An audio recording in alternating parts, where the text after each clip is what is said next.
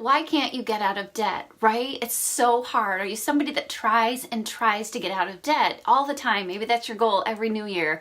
And for some reason, it just doesn't work. You find yourself climbing deeper and deeper into debt.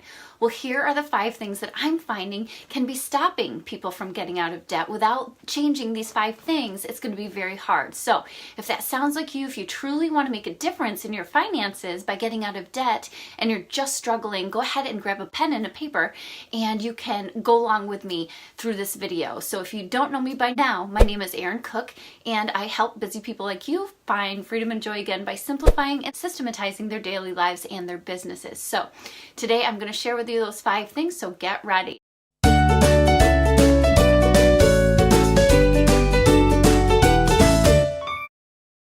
Now, the very first thing is mindset, which is usually everything that you need to change when you start trying to make a difference in your life. It's usually the mindset. Now, what I'm finding is people still have this mindset when they're trying to get out of debt that they can still keep up with the Joneses, okay? So I know that when we talk about it, we know we don't have to, but you really have to seriously sit down and think, why do I feel the need to buy things just to make people feel like I'm successful or I'm wealthy or whatever it is you're trying to get them to think that you are? You really have to adapt the mindset that you are successful on your own terms. You define your success. I made the mistake. I went into debt with a big house, fancy cars, all the toys that we wanted, and it didn't fill my needs. The only thing it did was made people think that I had money, which was important to me at that time. Some of the people that you think around you have the most money are the deepest in debt because of this mindset shift that they aren't taking, okay? We don't need to keep up with the Joneses. You are still worthy, even if you don't have a fancy house,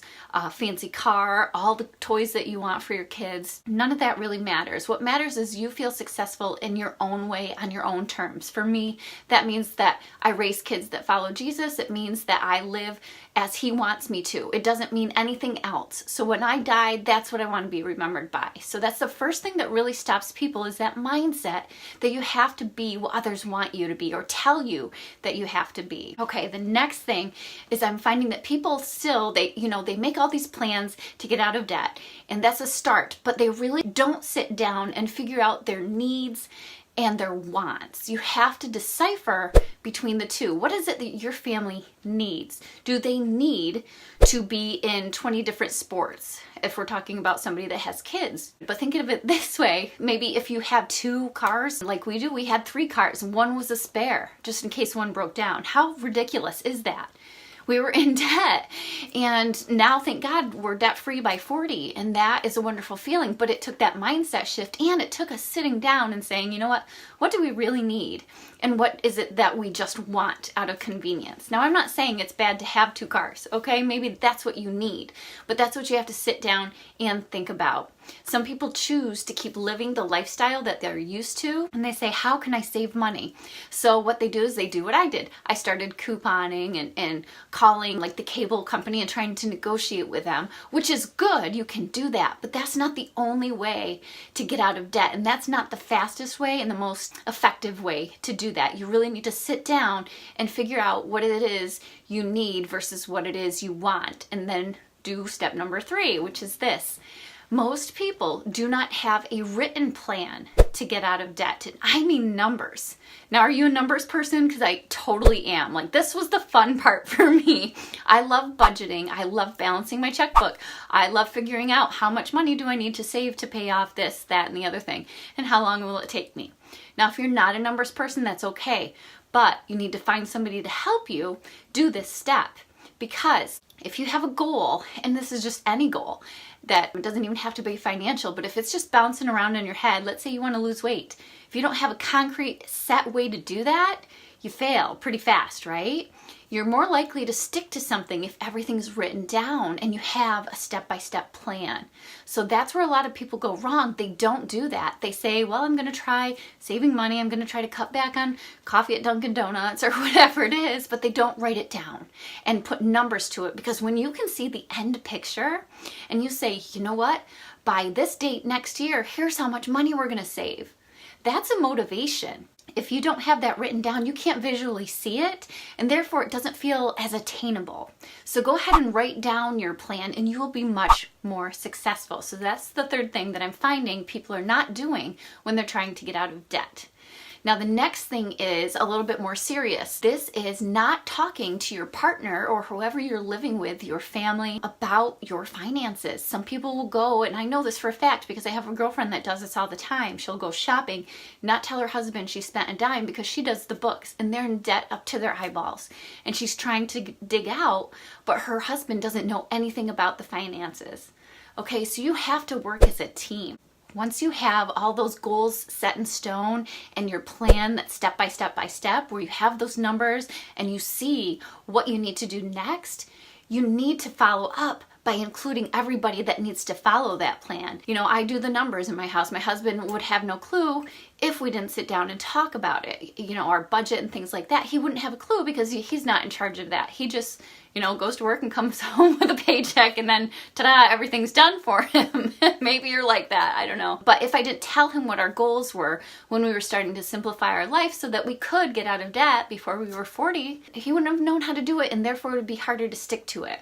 And for myself as well, because I would be feeling like I was doing it all alone. And we also included the kids with that too. And in the process, they're learning how to save money as well. And then the last thing is, this is kind of hard for everybody. It was kind of hard for me, but it's hard to ask for help. People aren't asking for help. They're trying to do it all on their own.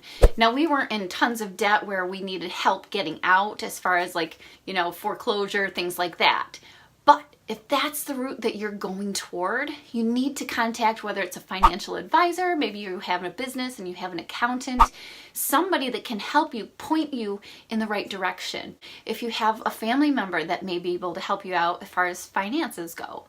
Or if you want to get rid of a car, maybe you can have somebody who knows how to sell cars help you sell that car, okay? Just little things like that. But you have to be willing to ask for the help, because trying to do it on your own is a headache, okay? And you feel like you're the only one going through it at the time.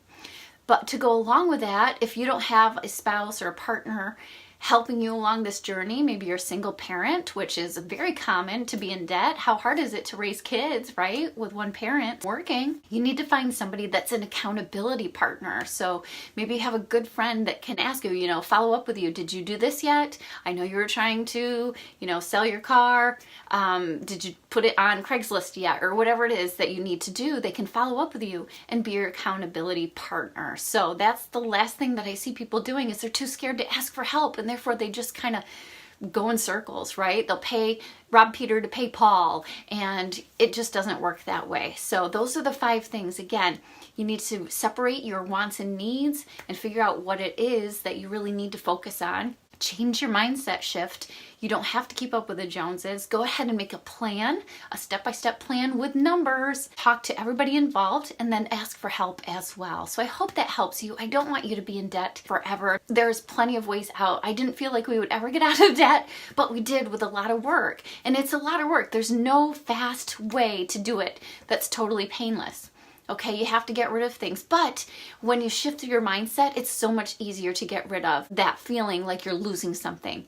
Just think of it as you're getting rid of debt to make room for life. All right, so again, my name's Erin Cook. If you need more time to figure out how to reach your goals, such as getting out of debt, go ahead to findyourfreetime.com. That's my free video and PDF guide that will help you find at least 1 to 2 hours a day of free time so that you can figure out what you want to do with that time and work towards your goals that normally we don't have time for as busy people, right? Who has 1 to 2 hours a day of free time? Hello, I can give it to you. I can show you how to get it with a smartphone and 5 easy steps. Go to findyourfreetime.com and I will see you next time. Go ahead and follow me here if you haven't already, and we'll talk to you next time. God